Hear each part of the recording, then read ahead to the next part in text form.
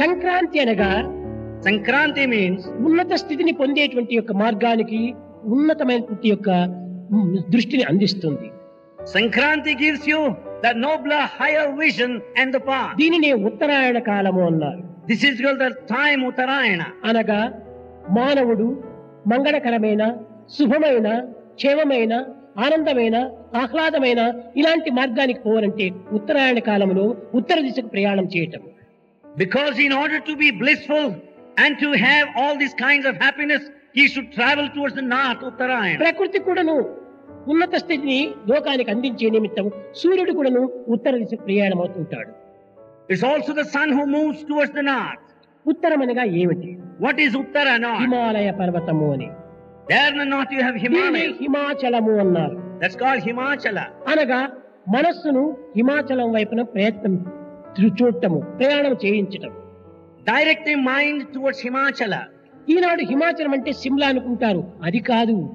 Today we think Himachala is Simla. No. ప్రాచీన కాలము నుండి, వేద కాలము నుండి కూడాను దీనికి హిమాచలం అని ఈశ్వర స్థానమునకు ప్రబోధిస్తూ వచ్చారు. Since ancient times, Himachala stands for the dwelling place of హిమమనగా Shiva. ఏమిటి? Then what's Simrat? మంచు. Hima is ice. దీని రూపం ఎట్లుంది?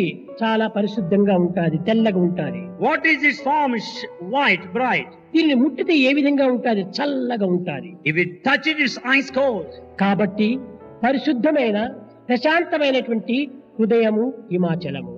Therefore, Himachala is pure, peaceful, pious. Hima heart. అచలమనగా ఏమిటి? What is Achala? స్థిరముగా ఉండటము, That which is steady, చలించకుండా ఉండటము, motionless, భ్రమించకుండా ఉండటము, not deluded. స్థిరముగా ఉండటము. Steadiness. కనుకనే పవిత్రమైన, ప్రశాంతమైన, నిశ్చలమైన హృదయము హిమాచలము. మన దృష్టిని హిమాచలం వైపున మరల్చాలి. ఇది ఈ యొక్క సంక్రాంతి యొక్క ప్రధానమైనటువంటి యొక్క అర్థం. Therefore, the inner significance of Sankranti lies in directing our mind towards Himachala, that stands for all peace, ఈ the చర్మ steadiness. చక్షులతో ఉత్తర దిశను చూడటం కాదు.